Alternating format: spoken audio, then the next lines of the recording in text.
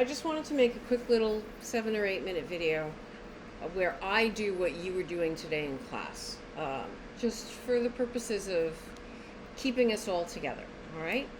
Why, I want you to see why I keep asking for closed paths.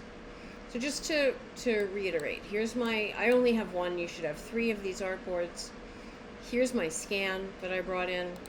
I have double clicked on the layer options and dim the image back to 50%. You can make this, if your scan is very light, you can change that to a higher or lower number. I do that because if I'm tracing with a black pen and the image is black, I'm not going to be able to see what I'm doing. Okay, so I'm going to start with the glass. The first thing to do is to isolate something on the page that you're going to draw and put it on its own layer or series of layers. So the first thing I'm going to do is the glass. And I'm probably going to end up with a bunch more layers, but for now, let's just do the glass. So I've got my pen tool.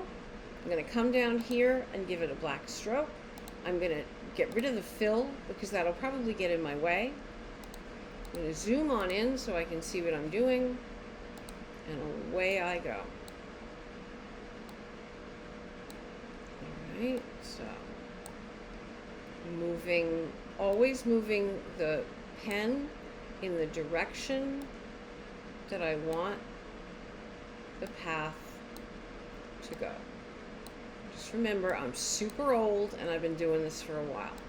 So I'm just roughing in the exterior shape of the glass. And then I can go back with my hollow arrow tool, my direct selection tool, and edit anything I don't like. I'm going to turn the scan layer off for a second. You can see all these little bumps and grinds that I got in here. I don't like any of these. I'm going to go in and delete with the delete anchor point tool. Yes. And delete that anchor point. Smooth that out a little bit. Alright? So there's the shape of my glass. That's the first thing. Now I can come down here and do the base. Alright, so I'm going to do this shape. And you say, Kris, I see a flaw. How can you possibly call that the base? And the answer is, this is going to go behind. This shape is going to be filled with a color, and it's going to sit on top of this shape. So it doesn't matter if this is here.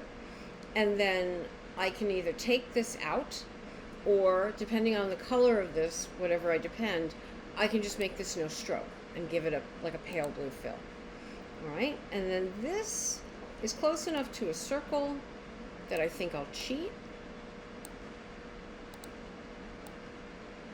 I think that I'll take my rotation tool, get this like this, and drag it out and drag it over. I just want kind of a rough oval. All right, and again, if we're thinking in terms of layers, this is all on a single layer, but this has to go to the back, right? Because this is the backmost object, the base, then comes the stem, and then comes the glass. And so when I'm ready, I can just change the color. I can add in highlights. I can add in shadows. I'm not going to worry about any of that right now. I'm just going to keep going. So I'm going to do this top lip of the glass. And again, I don't like to work too hard, so I'm just going to make an ellipse. Take my rotate tool and put it in place. I'm going to drag it down like that. Drag it over like that. I'm just putting my closed path shapes in that follow my sketch. And then now I need the interior of the glass, the liquid that's inside the glass. And again, if we're thinking in terms of layers, that layer is going to go on top of the glass, and this lip is going to go on top of that liquid. See how it sits on top? But just for now, finger on the option key, drag, I'm going to scale this in. I do not have my finger on the shift key because I'm just kind of, it's a very roughly drawn sketch and I don't want to lose that rough hewn quality.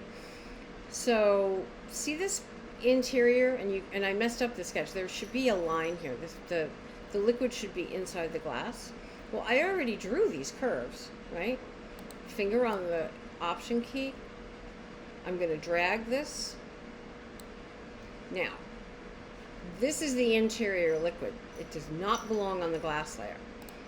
New layer, and I'll call it liquid. I'll spell it correctly. And I'll take this path, move it over up onto liquid. See how that I did that? I just grabbed it and moved it. I'm going to switch this one off. And I'll switch this one off so I can see what I'm doing. And I'm just going to scale it down. I've drawn this path. I don't need to redraw it. I just need to get it here. And then I'm going to come in and put an anchor point here and put an anchor point about there. Take my direct selection tool and just delete all of this path that I don't need. And I'll just take the pen tool and go, I don't care about this because the surface of the drink is going to be sitting on top of it. I do, however, need to tuck that point in. Okay? So now, when I go to colorize this, let me turn the glass on. When I go to colorize this, it's just a question of getting everything in the right order. I'll show you what I mean. Let me go get my swatches palette. Now, you're not going to colorize outside of class. Wait until, let me get some swatches. Hang on. Load up the swatch palette. Oh, that's a terrible swatch palette. We'll work with it. Don't do this outside of class. Just keep drawing layers. But I just want to show you the rationale here. Here is the glass. I'm going to take away the stroke by clicking on the little no stroke. And I'll make the glass, let's see. I'll make it yellow. I'll do the same here. Watch. If this is highlighted and I click on something I've already done, you see how it brings in the next thing? This is why I don't care about this ruled line, because this shape is here. When I do this for realties, I'm totally going to put a drop shadow right here. And here's this one, and I'll do this. And I think I'll make this a little darker, double click so that I can go in and add a little something something. Alright, and then like I said, I'm going to add a shadow here. But let me just go into here and let's make it red wine. I don't drink red wine, but that's okay. And then this will make the darker color. Fill it with a darker color. No stroke. I want tone on tone. Now, the rim of the glass is on the wrong layer.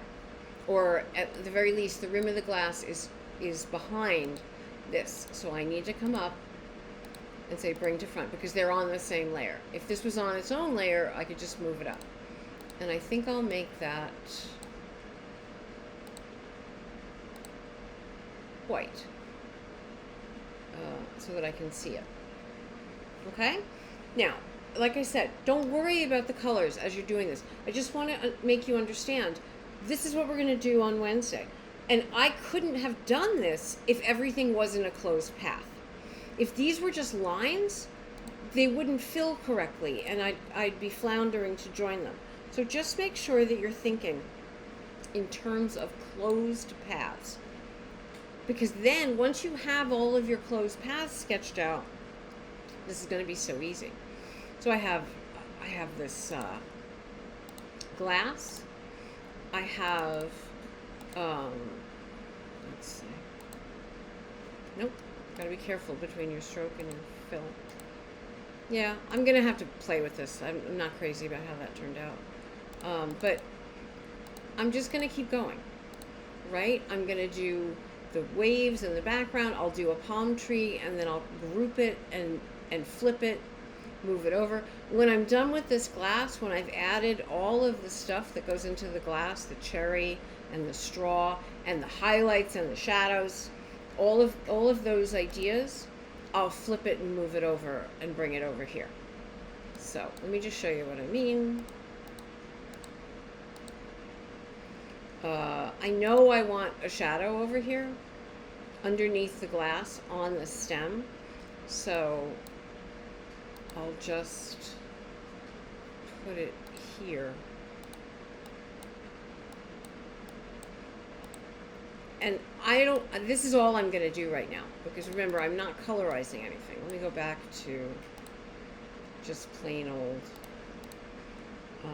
But I know I want a shadow, so I just put in the closed path that's going to represent the shadow. If you don't want to do those, that's okay.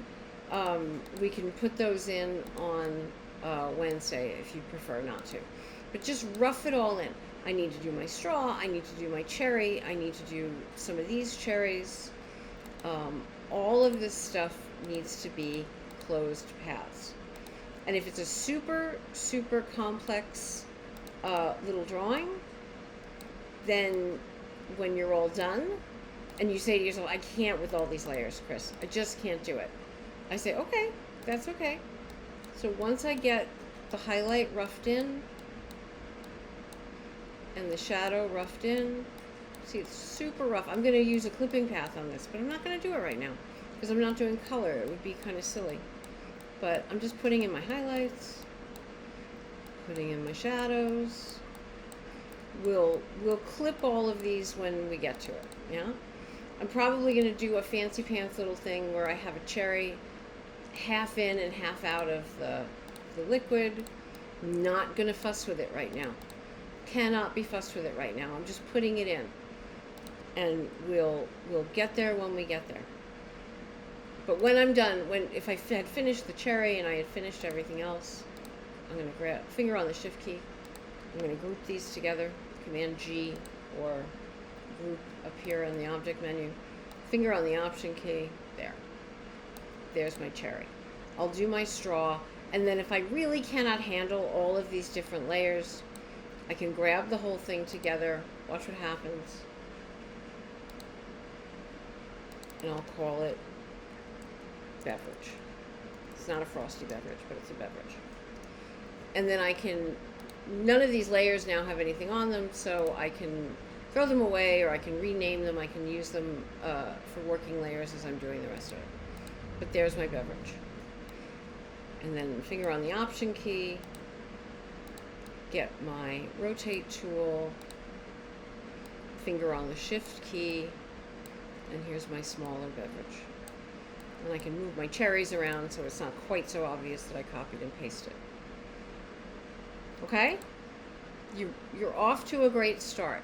We're just roughing in these shapes. Don't worry about color. Don't worry about shadows and highlights. We'll work on all of that once the shapes have been roughed in. Just make sure they're closed paths.